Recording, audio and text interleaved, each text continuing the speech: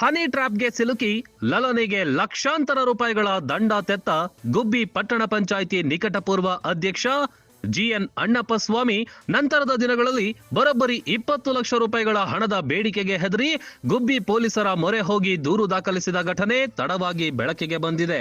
ಪಟ್ಟಣ ಪಂಚಾಯಿತಿ ನಿಕಟಪೂರ್ವ ಅಧ್ಯಕ್ಷ ಜೊತೆಗೆ ಹಾಲಿ ಸದಸ್ಯ ಜಿಎನ್ ಅಣ್ಣಪ್ಪ ಸ್ವಾಮಿ ಲಲನಿಯರ ಪ್ರೇಮಪಾತದ ಮೋಸದ ಬಲೆಗೆ ಬಿದ್ದು ಲಕ್ಷಾಂತರ ಹಣ ಕಳೆದುಕೊಂಡಿದ್ದಾರೆ.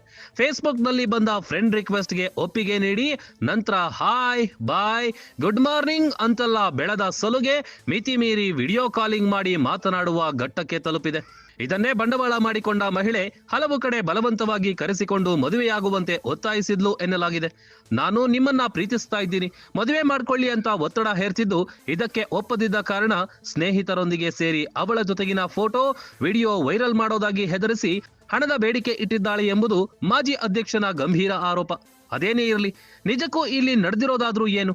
ಬಿಜೆಪಿ ಮುಖಂಡ ಮತ್ತು ಪಟ್ಟಣ ಪಂಚಾಯಿತಿ ಮಾಜಿ ಅಧ್ಯಕ್ಷರೇ ಹೇಳುವ ಹಾಗೆ ಮೊದಲಿಗೆ ಗೆಳೆತನ, ನಂತರ ಭೇಟಿ, ನಂತರ ಮಹಿಳೆಗೆ ದಿಢೀರ್ ಪ್ರೇಮ, ಆಮೇಲೆ ಅಲ್ಲಲ್ಲಿ ಮೀಟಿಂಗ್ ಮಾಡ್ಕೊಂಡು ಒಂದ್ ಕಡೆ ಸೇರೋದು, ಹೀಗೆಲ್ಲ ನಡೀತಾ ಇದ್ದ ಸಲುಗೆಗೆ ಏನನ್ಬೇಕೋ ಗೊತ್ತಾಗ್ತಿಲ್ಲ.